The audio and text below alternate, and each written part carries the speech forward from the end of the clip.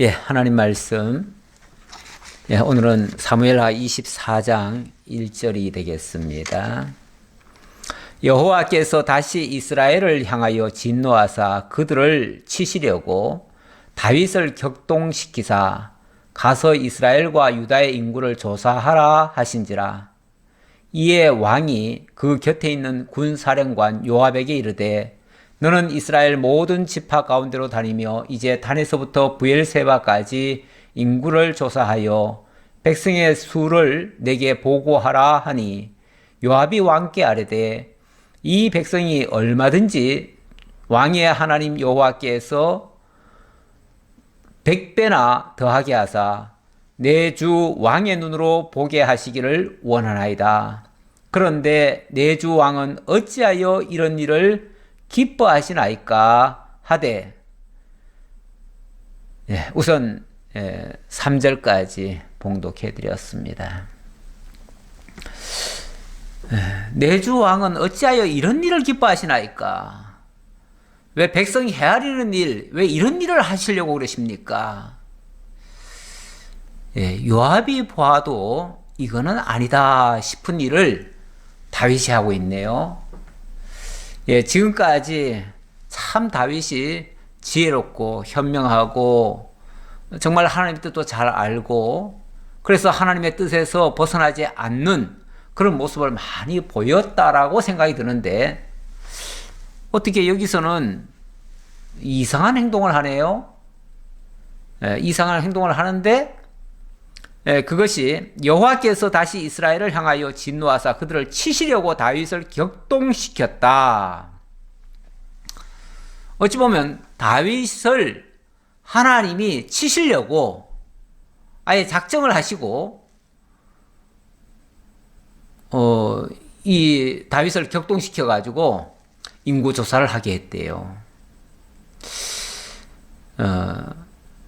아니 왜 이렇게 하실까요? 하나님이 왜 사람의 마음을 격동시키실까요? 그리고 왜 하나님이 싫어하는 일을 하나님이 또 격동시켜 가지고 하게 하실까요? 참 이런 일이 없으면 얼마나 좋겠어요. 참 이게 얼른 이해하기가 좀 난해한 성경일 수도 있습니다. 이 부분이. 저희가 지난주에 23장을 소개하면서 23장 다윗의 마지막 말, 마지막에 유언적으로 하는 말과 또 교훈하는 내용까지를 소개했죠. 그러면 다 끝난 거 아닌가요? 아니 마지막 말이라는 거는 마지막 끝에 하는 말 아닌가요? 그런데 왜 이게 뚱딴지같이 이 얘기가 또 나올까요? 여기서 우리가 잘 이해해야 될 부분이 하나 있습니다. 그거는 다윗이 유언을 남기고 마지막 정리하고 하나님 찬양하고 그리고 나서 다시 이런 시험에 빠졌다. 그 얘기가 아닙니다. 그 얘기가 아니고 어쩌면은 이거는 다윗의 젊은 시절이라고도 볼 수 있습니다. 다윗이 젊은 날 유다의 왕이 됐고요. 한 33살인가? 33살이죠. 33살에 유다의 왕이 됐고 40세에 전 이스라엘의 왕이 됐습니다. 그리고 나니까 어마어마하게 다윗이 다스리던 지역이 넓어져 버렸어요. 젊은 시절에 갑자기 큰 나라를 얻게 되면요. 천상천하 유아독존 같은 생각이 들 수가 있습니다. 와, 되는구나. 이렇게 하니까 되는구나. 와, 내가 건설한 이 나라가 얼마나 큰가. 내 백성은 얼마나 많은가. 이런 어찌 보면 교만한 생각이 들 수 있습니다. 바로 그 시점에 있었던 일을 지금 여기 소개한다. 이렇게 이해하시면 되겠습니다. 그럼 또 이상하죠?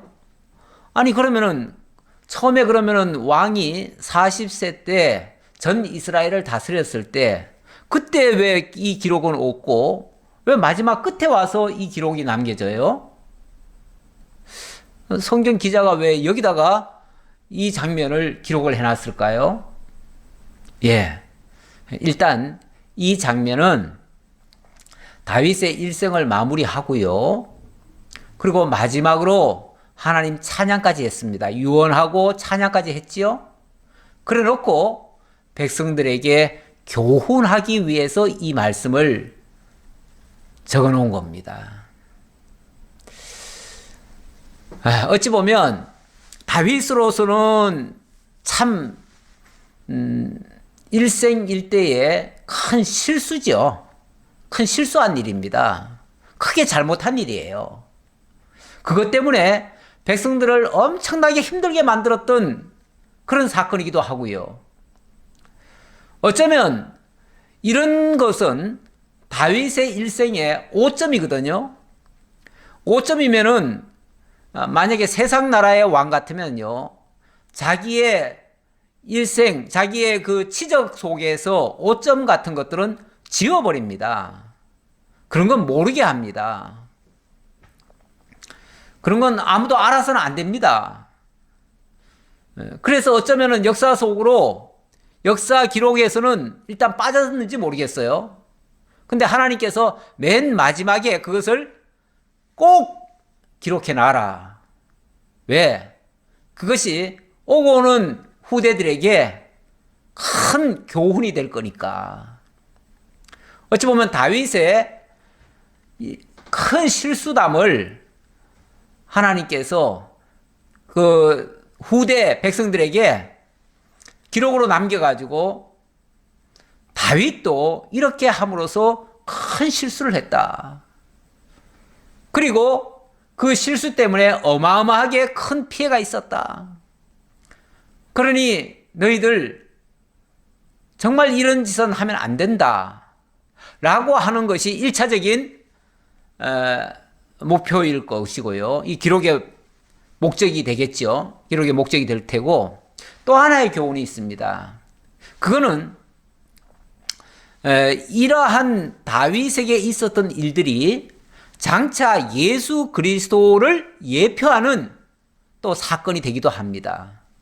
그런 측면에서 보면 이렇게 어찌 보면 악한 일, 다윗의 실수하는 일, 이 일을 통해서 나중에 반전의 역사가 일어납니다. 무슨 반전의 역사가 일어나냐면 그 재앙 후에 아라우나의 타작마당을 사가지고 하나님 앞에 제사를 드리니까 그 모든 죄의 문제가 해결이 되어지고 완전히 새롭게 바뀌어지는 그런 역사가 일어납니다.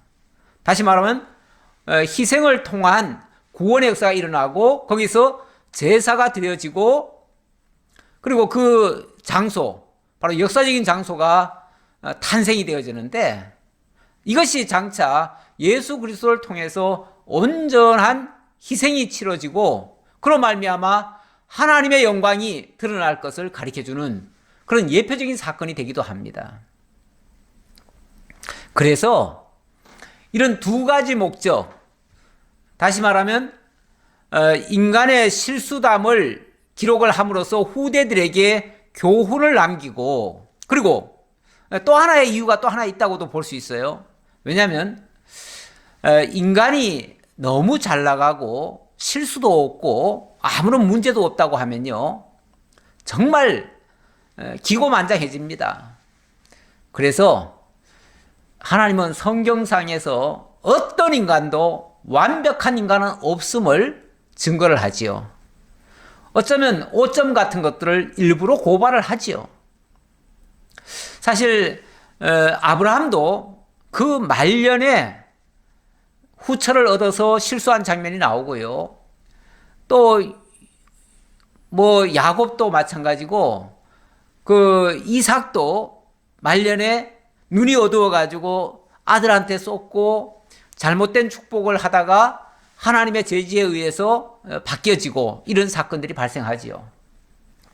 다시 말하면 인간은 항상 실수가 있습니다. 실수가 있는데 하나님은 인간의 그 실수마저도 반전을 시켜서 하나님의 구원을 이루는 역사로 바꿔주셔요. 그래서 결과적으로 말하면 모든 것을 합력하여 선을 이루시는 그 하나님을 증거하는 결과가 되겠지요. 자, 이런 목적 하에 24장의 내용이 바로 여기에 기록이 되어 있다. 이렇게 볼 수 있겠습니다. 그래서 일단 여기에 나오는 이야기는 시점상으로 다윗이 전 이스라엘을 통치하면서 젊은 날에 일종의 객기 부린 거죠. 객기 부리면서 했던 그 실수담, 그거를 후대들에게는 다시는 이런 실수하지 말라고 기록해 놓고, 하나님은 인간이 이렇게 교만하거나 실수할 때 하나님의 엄청난 시험을 통해서 일깨우신다는 것을 또 증거하는 말씀이 되기도 합니다. 자, 그런 생각을 먼저 가지시고, 이런 배경을 먼저 이해하시고, 그리고 이제 본문을 들어가야 이제 실수가 좀 덜하겠다라고 생각이 듭니다. 여호와께서 다시 이스라엘을 향하여 진노하사 그들을 치시려고 다윗을 격동시키사 가서 이스라엘과 유다의 인구를 조사하라 하신지라. 여기는 이스라엘을 향하여 진노하사 그들을 치시려고 다윗을 격동시켰다 그러는데, 이 장면이요, 또 역사서에 그대로 또 기록이 되어 있습니다. 역대상 21장인가요? 거기 보면 거기도 기록이 되어 있어요. 근데 거기는 역대상 21장 1절에는 사단이 일어나 이스라엘을 대적하고 다윗을 격동하여 이스라엘을 계수하게 하니라. 거기서는 또 사단이 일어나서 그렇게 했대요. 분명히 여기서는 하나님이 이스라엘을 향하여 진노하사 그들을 치시려고 다윗을 격동시켰다 그러는데, 결국은 이 모든 역사는 하나님의 역사입니다. 하나님의 역사예요. 특히 24장에 여호와께서로부터 출발하는데, 24장 마지막 끝에도 보면요, 여호와께서 그 땅을 위한 기도를 들으심에 이스라엘에 내리는 재앙이 그쳤더라. 이렇게 해서 여호와께서 시작하시고 여호와께서 마치셔요. 전적으로 이 24장의 내용은 여호와께서 하신 일이에요. 하신 일인데, 자, 시험하는 일입니다. 시험하려니까 격동시킵니다. 격동시키는데 뭘 통해서 격동을 시키는가? 사탄을 이용해 가지고 격동을 시켜요. 그러니까 주관자는 하나님이셔요. 그런데 그 격동을 시키고 시험을 하는 그 주체는 바로 사탄인 거죠. 그러니까 다시 말하면 하나님께서 사탄을 통해 다윗을 격동시켜서 다윗으로 하여금 시험에 빠지게 하고, 그 시험을 통해서 하나님을 일깨워주고 마침내 제사를 드리게 만들고, 그 제사를 통해서 우리 주 예수 그리스도를 보내주시는 그런 역사가 일어난다, 그 얘기예요.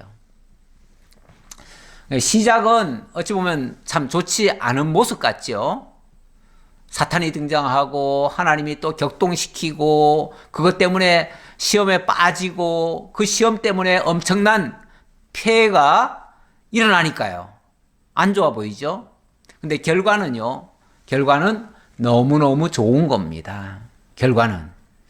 자, 그러나 우리는 결과는 사람들이 그렇게 결과가 좋은 거는 알기는 하지만 과정이 너무 어려우면요, 결과에 대한 기대보다는 과정 어려운 거에 대한 불편함을 더 호소하지요. 그러다 보니까 결과를 보기도 전에 하나님 왜 우리에게 이렇게 하십니까 하고서 하나님을 때로는 원망하기도 하고, 하나님 앞에 하소연을 하고 울부짖고 이렇게 하는 예가 많지요. 그런데 사실 우리가 하나님에 대한 지식이 그래서 많이 필요해요. 많이 필요하면 그런 것에 휘둘리지를 않지요. 좀 덜 휘둘리겠죠. 뭐 사람이 사탄을 통해서 하나님이 하신다는데 어떻게 시험에 안 빠지겠어요. 빠지더라도 금방 회개하고 뉘우치죠. 오늘 내용에서도 다윗은 이렇게 분명히 실수를 했습니다. 했는데 하나님께서 딱 선지자를 통해서 지적을 해주니까 곧바로 회개하게 되어집니다. 그리고 정말 하나님 말씀 앞에 순종하게 되어집니다. 물론 그거에 의해서 피해는 있었지만 결과적으로는 더 큰 유익이 있었어요. 시험이라고 하는 게 분명히 피해를 줍니다. 주는 건 맞아요. 하지만 그 피해 끝에는 유익이 더 많습니다. 고난당하는 자가 있느냐? 기도하라. 그러고 나면은 분명히 더 큰 유익이 있을 수 있다라는 말씀을 성경은 하고 있습니다. 이에 왕이 그 곁에 있는 군사령관 요압에게 이르되 너는 이스라엘 모든 지파 가운데로 다니며 이제 단에서부터 부엘세바까지 인구를 조사하여 백성의 수를 내게 보고하라 하니, 예, 이걸 군대 장관, 군사령관 요압에게 이 일을 맡겼습니다. 군사령관에게 이 일을 맡긴다는 거는요, 목적이 어디 있습니까? 전쟁하는 군사의 수를 파악하기 위해서예요. 군사의 수를 파악하기 위해서. 그래서 우리나라의 군대가 얼마나 힘이 있는가, 앞으로 얼마나 큰 나라를 우리가 정복해 갈 수 있는가, 이거를 계산해 보려고 하는 거죠. 아니 그런데 아니 다윗이 무슨 군대가 많아가지고 지금 왕이 됐습니까? 군대가 많아서 전쟁에 승리했습니까? 오히려 다윗은 보잘것없지 않았나요? 사울의 군대 수만 명보다 다윗의 군대는 그저 수백 명에 불과했어요. 그것도 사울의 군대는 정병이었지만 다윗의 군대는 오합지졸이었어요. 그런데도 부딪힐 때마다 또는 다른 나라와 전쟁이 붙었을 때 항상 다윗이 이겼어요. 그거는 군대 수로 이긴 게 아니거든요. 그런데 왜 군대 수를 헤아리죠? 왜 많은 군대가 필요하지요? 전쟁은 여호와께 속한 것이니 사람의 수에 달리지 않았다고 하나님은 분명히 말씀하십니다. 근데 왜 갑자기 다윗이 이렇게 행동을 하지요? 지금 나라가 커지니까요, 자기 힘으로 커졌다고 잠시 착각을 한 거예요. 사람이 일이 잘 풀려가고요, 뭐 하는 대로 그냥 생각하는 대로 되고요, 원하는 대로 척척척척 다 이루어지면요, 기고만장해집니다. 교만해집니다. 그리고 자꾸만 자기 그 힘을 자랑을 하게 되지요. 자꾸 드러내게 되지요. 자기가 마치 잘한 것처럼 그렇게 하기 쉽죠. 그래서 때때로 하나님께서는요, 네가 하는 거 아니야, 네 힘 아니야, 이거 일깨워주려고요, 인간의 무력함을 보여주시기도 하고요, 실패를 맛보기도 하십니다. 어찌 보면 하나님께서 실패를 한번 맛보라고, 그래서 그 마음을 충동질해가지고 그렇게 하신 거예요. 자, 요압이 봐도 아유 이거는 아니잖아요, 이럴 필요가 없잖아요. 그래서 요압이 어찌 보면 충원을 한 겁니다. 원래 왕의 명을 함부로 거역 못 하거든요. 왕이 명령을 내렸는데 요압이 왕이시오, 왜 그렇게 하시려고 하지요? 그러면서 이 백성이 얼마든지 왕의 하나님 여호와께서 100배나 더하게 하사, 100배나 더하게 하실 수 있어요. 하나님이 가만 내버려 두면 하나님이 얼마든지 더 부유하게 하고 더 큰 나라로 만들 수도 있어요. 그런데 내주 왕은 어찌하여 이런 일을 기뻐하시나이까? 어찌하여 이런 일을 기뻐하십니까? 왜 이렇게 숫자 헤아리고 백성들 의지하는 그걸 좋아하십니까? 하나님 의지하는 걸 좋아하셔야지 왜 백성들 의지하는 걸 좋아하십니까? 참 우리 작은 교회를 운영함에 있어서도 정말 절대적인 하나님 의지하지 않고 사람 의지하고 물질 의지하고 뭐 이러다 보면요, 교회도 어느 순간 와장창 무너지는 경우도 있습니다. 사람은 우리가 사랑할 바지 사실은 의지할 바는 아닙니다. 성도로 하나님께서 묶어주신 자들을 서로 사랑하고 서로 붙돋아주고 서로 연약한 부분을 일깨워주고 이런 거는 가능하지만, 어떤 힘 있는 자가 들어오면 저 사람 믿고 뭘 해야 되겠다. 얼마 전에도 어떤 목사님하고 차를 같이 타고 오면서 뭐 이런저런 이야기를 하다 보니까 그 목사님이 성도 중에서 그래도 재력이 좀 있으신 분이 있었던가 봐요. 그래서 갑자기 교회가 뭐 집을 빼달라고 했던가, 새 집이니까 집을 빼달라고 하고, 그랬더니 그 분이 목사님, 제가 얼마간 돈을 내놓을 테니까 이번 기회에 우리 예배당 하나 삽시다. 그래가지고 덜컥 진짜 수억 대 되는 그 건물을 계약을 했대요. 그런데 때가 돼가지고 이제 돈을 가져오셔야 되는데 차일피일 미루시더니 어느 날은 이분이 그냥 날라버리셨대요. 아마도 그분도 약속을 했다가 도저히 감당이 안 돼서 그런지 어째서 그런지 그냥 가버린 거죠. 그러니까 그만 예배당 했던 거 다 취소되고 엄청난 손해만 봤죠. 뭐 진짜 길거리 나앉게 생겼죠. 사람 믿고 뭘 일하다 보면요, 큰 코 다칩니다.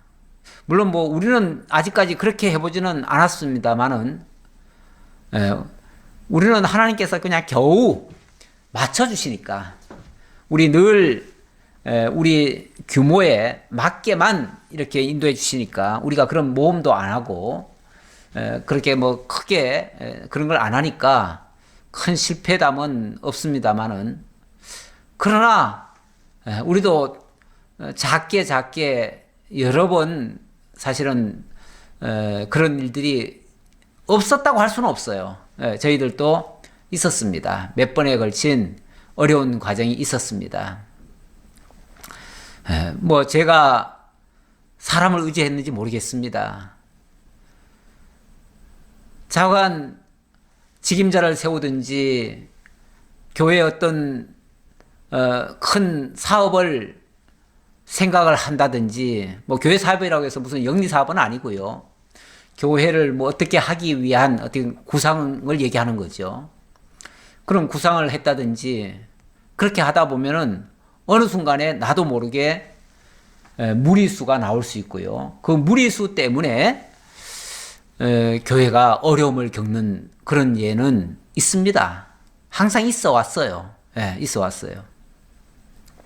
그럴 때마다 하나님 의지하지 않고 우리 힘으로 뭘 하려고 하다가 그렇게 됐구나라는 생각을 할 때가 있습니다. 항상 우리 하나님께서는 그런 것들을 일깨워 주시려고 이런 사건들도 만나게 하신다, 이렇게 생각해 봐도 되겠습니다. 왕의 명령이 요압과 군대 사령관들을 재촉한지라. 요압과 사령관들이 이스라엘 인구를 조사하려고 왕 앞에 물러나 요단을 건너 갓 골짜기 가운데 성읍 아로엘 오른쪽 곧 야셀 맞은 쪽에 이르러 장막을 치고, 이 일이 요압이 왕이시여 왜 이런 걸 하려고 자꾸 그러십니까? 하지 마시죠. 하나님이 얼마든지 다른 방법으로 좋게 하시는데요.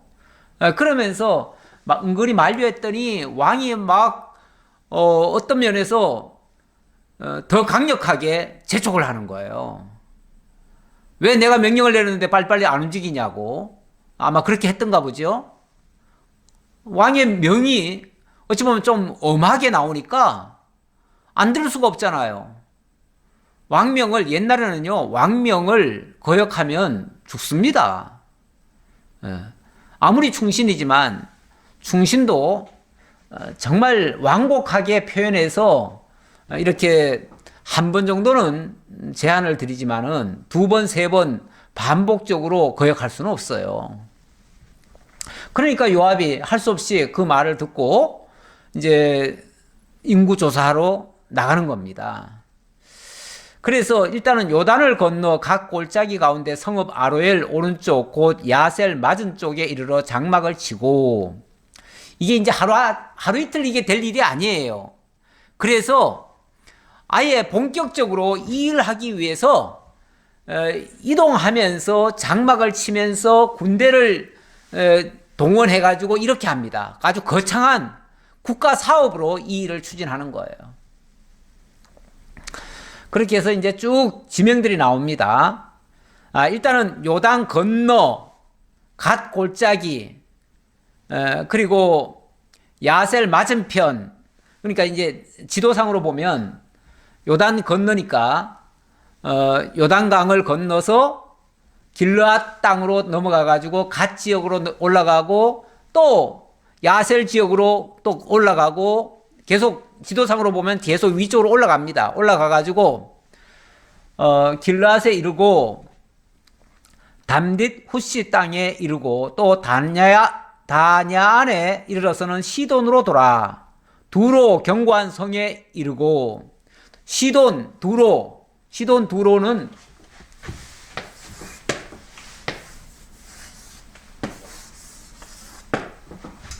자, 아까 여기가 이제 예루살렘인데 여기서부터 요단을 건넜댔죠. 길르앗 땅,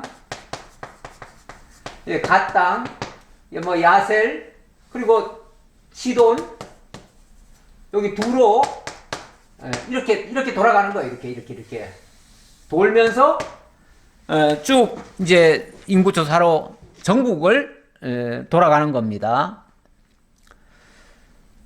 그 다음 히위 사람과 가나안 사람의 모든 성읍에 이르고, 히위 사람, 가나안 사람, 그러니까 이제 여기가 히위, 가나안, 이 가나안 7족속이 있는 곳이 이쪽이잖아요. 원래 히위 족속 또 가나안 족속 이쪽으로 내려오고,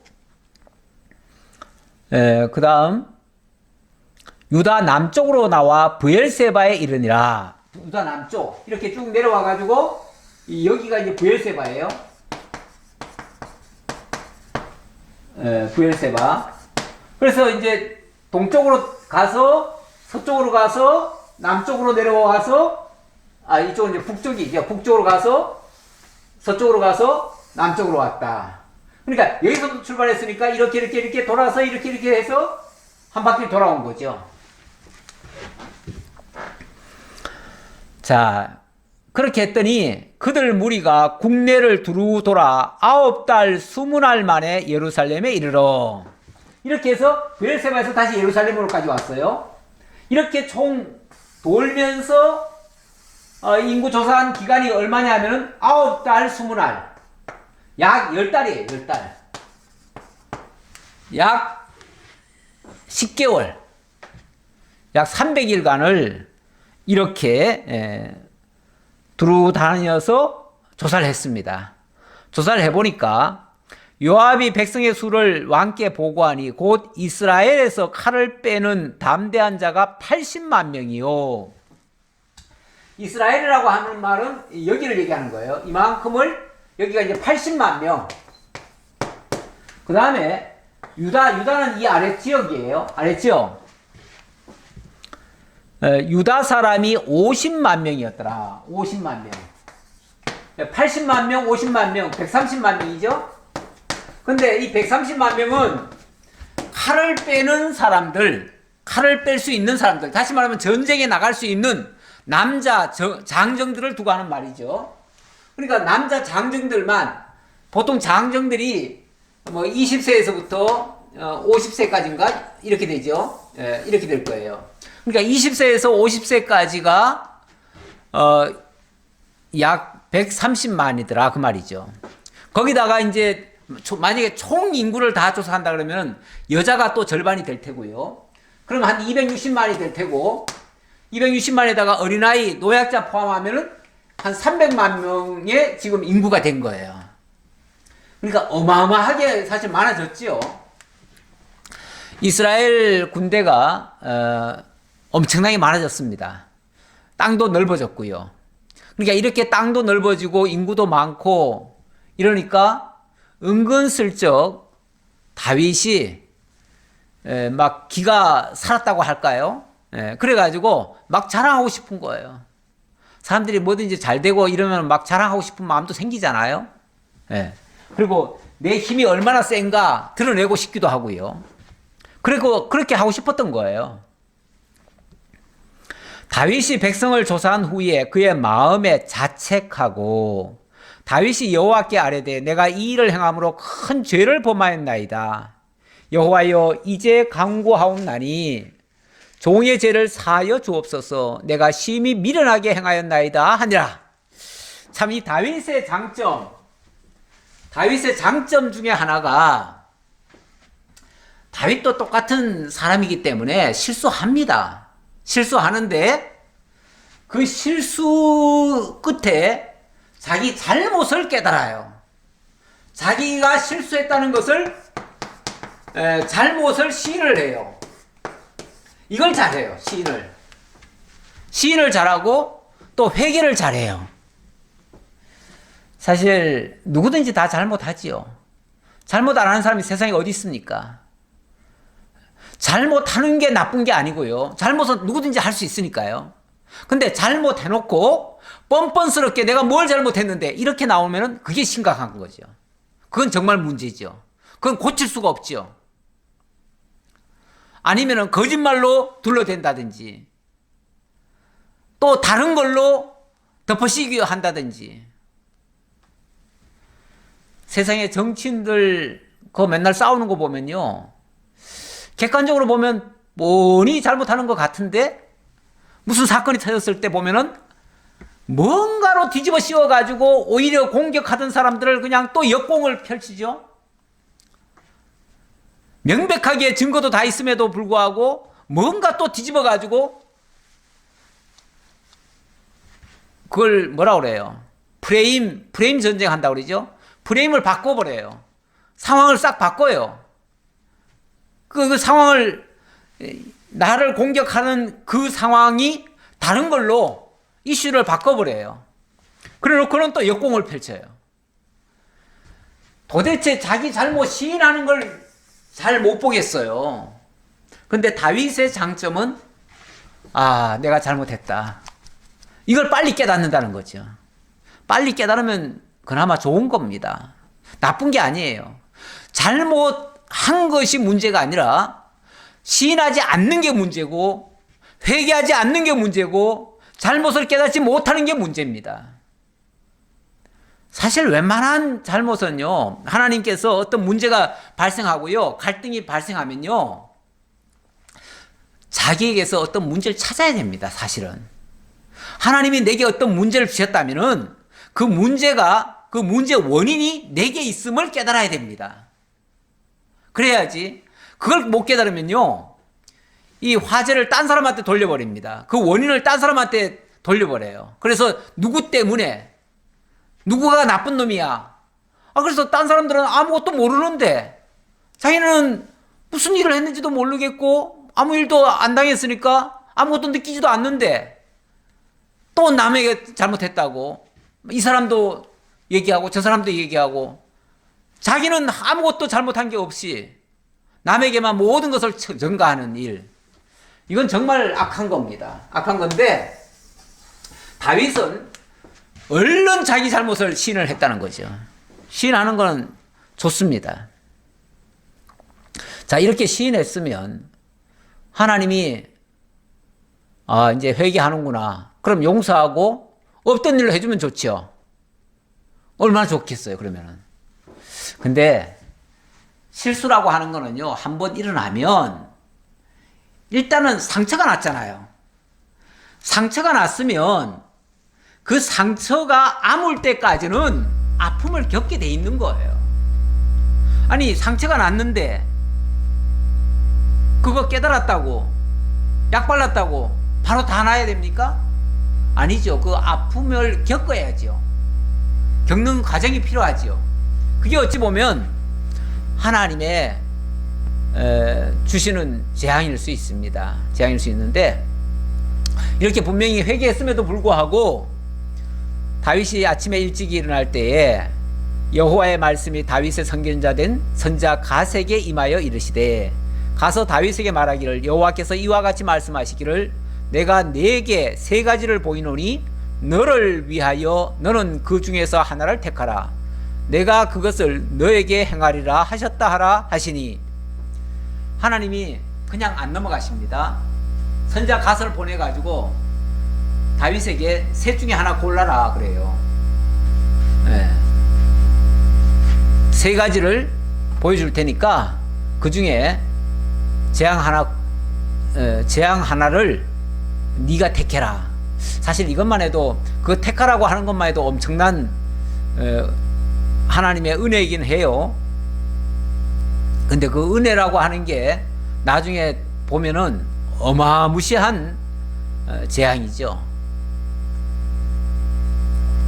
갓이 다윗에게 이르러 아뢰어 이르되 왕의 땅에 7년 기근이 있을 것이니까, 왕은 혹은 왕이 왕의 원수들에게 쫓겨 석 달 동안 그들 앞에서 도망하실 것이니까, 혹은 왕의 땅에 사흘 동안 전염병이 있을 것이니까, 왕은 생각하여 보고 나를 보내신 이에게 무엇을 대답하게 하소서 하는지라.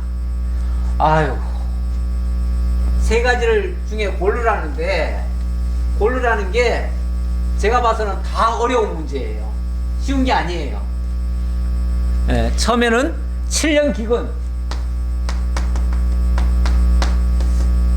또 하나는 석 달,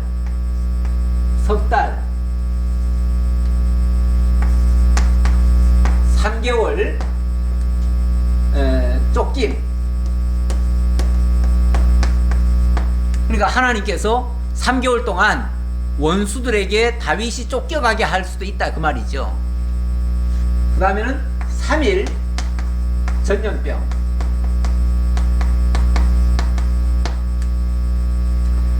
7년 기근, 3개월 쫓김, 3일 전염병.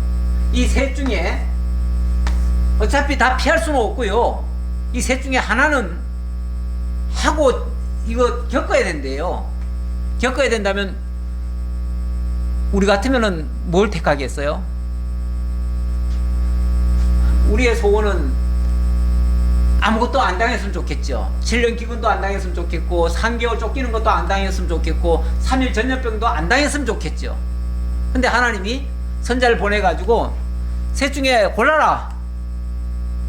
그 중에 셋 중에 하나 고르면 그걸로 내가 쉽게 말하면 벌 주겠다 그 얘기죠.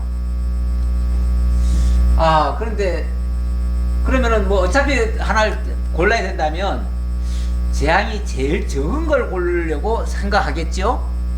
어느 게 제일 적을까요? 7년 기근이 제일 적을까요? 3개월이 쫓기는 게 제일 적을까요? 3일 전염병이 제일 적을까요? 근데 다윗의 기준, 사람의 기준이라면 사람은 아마 요 중에서 제일 적은 거를 고르려고 할 거예요.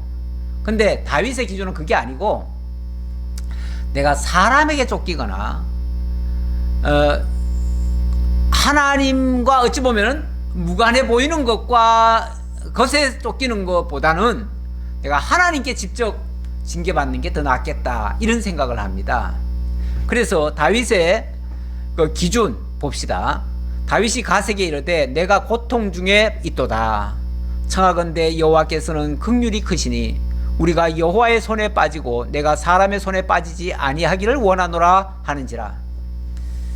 참 이거 다 고통스러워요. 셋 다 고통스러운데 기준은 뭐냐면은 사람의 손에 빠지지 않고 하나님의 손에 빠지기를 원한다. 사람에게 시달리는 것보다 하나님께 직접 재앙을 받고 싶다 그 얘기죠. 예. 근데 이제 이게 이제 어찌 보면 하나님을 더 의지하는 마음이기도 하죠. 예. 사람에게 당하는 것보다 기왕 당하는 거 하나님께 직접 당하는 게 낫겠다. 이제 그 얘기죠. 그러면서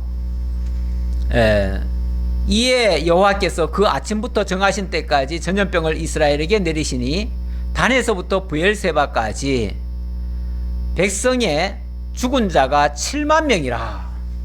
와, 이 단, 여기가 단이거든요. 이 단에서부터 여기 브엘세바, 여기서부터 여기까지 이스라엘 전역이라는 얘기죠. 이거는 제일 남쪽 하단과 제일 북쪽 상단까지 전체 이스라엘에서 7만 명, 7만 명이 전염병으로 죽임을 당했대요. 엄청난 재앙이죠. 어차피 다 고통스러운 겁니다. 이것도 고통, 저것도 고통. 뭐 어느 걸 피하고 싶어도 뭐 피할 수는 없어요. 어차피 피할 수는 없는데 7만 명이나 희생이 됐습니다. 천사가 예루살렘을 향하여 그의 손을 들어 멸하려 하더니 여호와께서 이 재앙 내리심을 뉘우치사 백성을 멸하는 천사에게 이르시되 족하다. 이제는 내 손을 거두라 하시니 여호와의 사자가 여부수 사람 아라우나의 타작마당 곁에 있는지라. 아라우나의 타작마당 곁에 있더라. 천사가 7만 명을 지금 이거 온역으로 해서 죽게 하는, 전염병으로 해서 죽게 하는데, 이 죽게 하는 것이 천사들이 다니면서 결국은 그들을 치는 셈이거든요. 치는데 하나님께서 내가 이 재앙 내리는 걸 뉘우치겠다 이렇게 말합니다. 이 뉘우친다.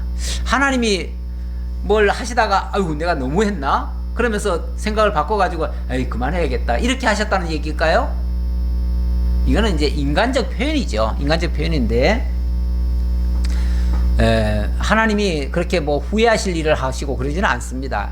하나님은 인생이 아니시니 후회가 없으시고 또 인생이 아니기 때문에 시건하지 않는다 이런 말씀이 있습니다. 하나님은 뜻을 이랬다 저랬다 막 바꾸시는 분이 아니에요. 이게 다 정하신 뜻이에요. 정하신 뜻인데 다만 사람에게 표현을 하다 보니까 사람식으로 얘기를 하는 거죠.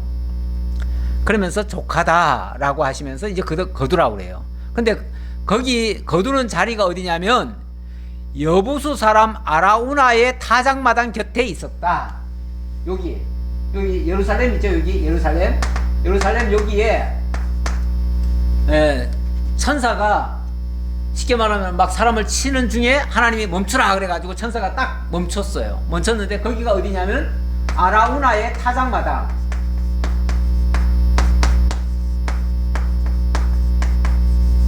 타작마당입니다. 요게 이제 중요해요. 요게 중요하기 때문에 제가 일부러 적어 놓은 겁니다. 다윗이 백성을 치는 천사를 보고 곧 여호와께 아뢰어 이르되 나는 범죄하였고 악을 행하였거니와 이 양무리는 무엇을 행하였나이까? 청하건대 주의 손으로 나와 내 아버지의 집을 치소서 하니라.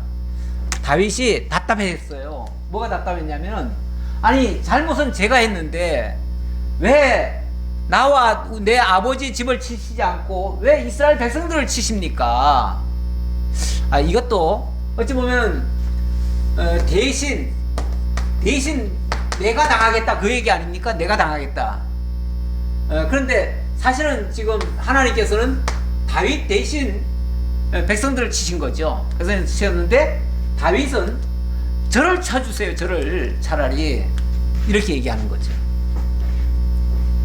여기서 이제 일종의 대속의 모습이 보입니다. 자, 그 정도 하고요. 마저 하죠. 이날에 가시 다윗에게 이르러 그에게 아뢰되 올라가서 여부수 사람 아라우나의 타작마당에서 여호와를 위하여 제단을 쌓으소서 하며 다윗이 여호와께서 명령하신 바 갓의 말대로 올라가니라. 이제 갓 선자가 여기서 가서 제사 드리세요. 하나님 앞에 제사 드리세요 하니까 알았다. 그러마 하고서 올라갔다 그 말이죠. 아라우나가 바라보다가 왕과 그의 부하들이 자기를 향하여 건너옴을 보고 나가서 왕 앞에 얼굴을 땅에 대고 절하며 이르되 어찌하여 내 주 왕께서 종에게 임하시나이까 하니 다윗이 이르되 너에게서 타작마당을 사서 여호와께 제단을 쌓아 백성에게 내리는 재앙을 그치게 하려 함이라 하는지라. 이 아라우나 사람 이름이에요. 사람 이름인데 이 사람이 농사 지어 가지고 탈곡을 하던 그 타작마당 거기에 다윗이 갑자기 행차를 한 거예요. 행차하니까 아라우나가 그냥 깜짝 놀래 가지고 어떻게 왕이 이곳까지 오십니까 하고서 막 와가지고 이렇게 얘기를 한 거예요. 그랬더니 내가 너의 이 타작마당을 사서 내가 하나님께 제사 드리려고 왔다 이렇게 얘기하는 거예요. 그랬더니 아라우나가 다윗에게 이르되 원하건대 내 주 왕은 좋게 여기시는 대로 취하여 드리소서. 번제에 대하여는 소가 있고 뗄나무에 대하여는 마당질하는 도구와 소의 멍에가 있나이다. 아 여기 뗄감으로 쓸 그 달구지 같은 것도 있고 또 희생 제물로 드릴 소도 있고 하니까 그러면 여기서 지금 곧바로 뗄감 만들고 소 한 마리 잡아가지고 하나님 앞에 제사 드리게 해드릴게요 이렇게 얘기하는 거죠. 뭐 왕이 하겠다는데 다 해주려고 하지요. 그랬더니 왕이요 아라우나가 이것을 다 주께 드리나이다 하고 또 왕께 아뢰되 왕의 하나님 여호와께서 왕을 기쁘게 받으시기를 원하나이다. 아라우나가 이제 다 그냥 드리겠다는 거죠. 다 왕이시여 이거 제가 왕이 원하신다면 제가 드리는 걸 영광으로 알고 제가 드리겠나이다. 막 그냥 드리겠나이다 그 얘기죠. 그랬더니 왕이 아라우나에게 이르되 그렇지 아니하다. 내가 값을 주고 내게서 사리라. 값 없이는 내 하나님 여호와께 번제를 드리지 아니하리라 하고 다윗이 은 50세겔로 타작마당과 소를 사고 값을 지불하지 않고는 하나님 앞에 제사 드릴 수 없다. 그러니까 내가 값을 지불하겠다 그 얘기죠. 예, 여호와께 드리는 제사에는요 반드시 희생이 따라야 됩니다. 희생 없는 제사는 제사가 아닙니다. 원래 제사라고 하는 용어 자체가 희생을 가리키는 거예요. 희생을 가리키기 위해서 제사라고 하는 제도를 만들어 놓은 거예요. 그러니까 제사, 제물에는 반드시 희생이 따라야 됩니다. 그래서 소를 드리더라도 그냥 드리는 건 제사가 아니에요. 소를 잡아서 그것을 어떻게 뭐 자르든지 뭐 각을 뜨든지 해가지고 드려야 비로소 제사가 되는 거예요. 우리가 하나님 앞에 예배하는 것도 마찬가지입니다. 우리가 뭐 말씀 듣는 거 편하게 그냥 들어누워 가지고 그냥 말씀 들으면 예배지 뭐 이렇게 생각할 수도 있지만 그렇게 편하게만 생각하면요 이게 하나님 앞에 드려지는 예배가 아닙니다. 하나님 앞에 정말 하나님을 의식하고 하나님의 말씀을 듣는 자세로 하나님의 희생을 기억하는 모습으로 하나님의 희생을 기억하려니까 나도 당연히 희생이 따라야지요. 그냥 거저 쉽게 편하게 이렇게만 하는 거는요 제사의 그 자세, 기본 자세가 아니에요. 그래서 원래 요즘 뭐 인터넷으로 이제 예배를 드리다 보니까 우리가 교회 와서 예배 드릴 때보다는 격을 못 갖춥니다. 하지만 우리 하나님께서는 언제 어디서든 마음 자세는 항상 하나님 앞에 있는 자세, 그리고 정말 하나님 앞에 그 희생을, 하나님의 희생을 기억하면서 나도 희생하려고 하는 자세, 정말 뭔가를 거저 하는 게 아니라 내 힘과 정성과 내 모든 마음과 내 모든 것이 드려지는 것, 그 상태가 진짜 하나님 앞에 드려지는 예배가 되겠지요. 그 정신에 맞지요. 제사의 정신에 맞다 그 말이죠. 그곳에서 여호와를 위하여 제단을 쌓고 번제와 화목제를 드렸더니 이에 여호와께서 그 땅을 위한 기도를 들으심에 이스라엘에게는 내리는 재앙이 그쳤더라. 이렇게 해서 문제 해결됐다 그 얘기죠. 문제 해결됐다. 결국은 큰 실수를 했습니다. 다윗이 큰 실수를 하고 거기서 회개를 했죠. 회개를 하고 하나님께서 방법을 제시하셨죠. 그 방법이 바로 아라우나의 타작마당에서 제사를 드려라, 거기서 번제를 드려라, 제단을 쌓아라, 이렇게 하신 거예요. 그래서 거기서 제단을 쌓았더니 모든 문제 해결 끝 된 거예요. 그런데 놀라운 사실은 이 아라우나의 타작마당이 나중에 솔로몬에 의해서 그곳에 성전을 짓게 됩니다. 성전을 짓게 돼요. 그래서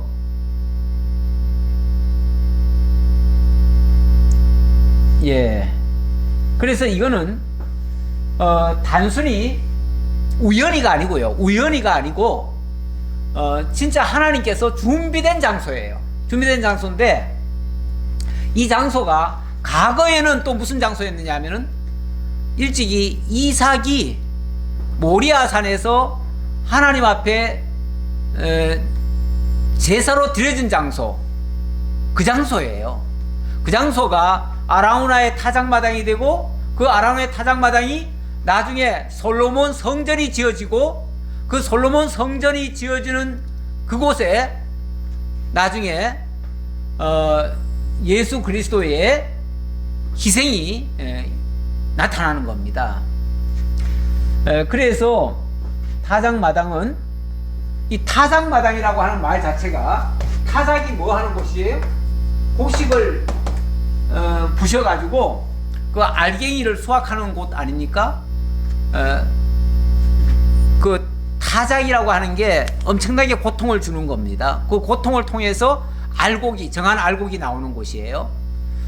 그래서 여기가 희생이 치러지는 곳이고, 실제로 희생 제단이 만들어졌고요. 그래서 장차 예수 그리스도를 통한 온전한 희생, 온전한 제단, 영원한 제사가 드려질 것을 가리키는 그런 예표적인 장소가 돼요.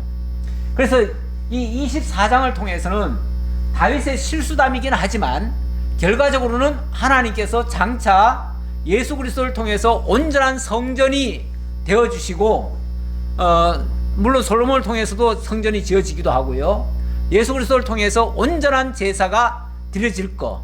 그래서 그 대속의 제사, 아까 그 대속이라는 의미도 제가 조금 있다고 말씀드렸는데, 결국 그리스도의 대속의 제사가 온전히 드려져서 영원한 속죄가 이루어질 것. 그러니까 인간의 모든 죄와 잘못된 것들이 이 그리스도의 제사를 통해서 온전히 해결될 것, 그걸 가르쳐주는 하나의 예표적인 사건이 되어진다라는 말씀입니다. 이걸 사무엘하 24장 마지막에 넣어놓은 이유는 이걸로 교훈하기 위해서 그래요. 교훈하기 위해서는 인간의 실수담도 때로는 필요하다. 그러니까 인간이 하는 방식과는 전혀 다르죠. 인간은 그 부끄러운 이야기들은요, 통치자들이 부끄러운 이야기들은 다 가려버립니다. 다 가려버리고 그런 것들은 노출이 안 되도록 하죠. 누가 만약에 그런 거 뭐 얘기하면은 그 사람 정말 감옥 가지요. 그런데 오히려 성경은 인간의 그 연약한 부분, 실수하는 부분을 다 드러냅니다. 드러내가지고 오히려 하나님의 영광, 하나님의 역사를 일깨워 줍니다. 이것이 후대 사람들에게는 아주 귀한 교훈이 되기도 합니다. 그래서 이거는 어찌 보면 교훈을 위해서 이곳에 기록이 되어 있다, 이렇게 이해하시면 되겠습니다. 기도하겠습니다. 아버지 하나님 감사합니다. 오늘 사무엘하 24장을 끝으로 이제 사무엘서까지 하나님 은혜 중에 마치게 하심을 참으로 감사합니다. 그동안 다윗과 함께 하신 하나님, 다윗을 통해서 하나님의 뜻을 드러내시고 인간의 실수까지도 합력하여 선을 이루시고 마침내 그리스도의 온전한 제사를 가리키는 그러한 교훈의 말씀이 된다는 사실을 깨달았습니다. 아버지 하나님, 하나님이 하시는 일에 어찌 실수가 있겠습니까?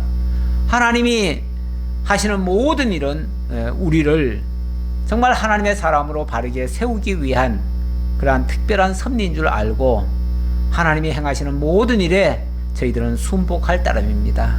그리고 인간의 연약한 부분, 잘못된 것이 있다면 먼저 회개하게 하시고, 문제가 있다면 내게서 문제를 찾게 하시고, 그렇게 해서 어떤 경우에도 남을 탓하거나 정말 하나님께 영광을 가리는 그런 실수를 하지 않게 하시고, 심지어 인간의 실수까지도 하나님의 은혜를 드러내는 그러한 섭리인 것을 기억하고 모든 것을 합력하여 선을 이루시는 하나님께 영광 돌리며 찬양하며 살아갈 수 있는 저희 모두가 되게 하옵소서. 또 다음 성경을 통해서 또 하나님 계속 배워갈 수 있는 저희 모두가 되기를 간절히 바라옵고 예수님 이름으로 기도하옵나이다. 아멘.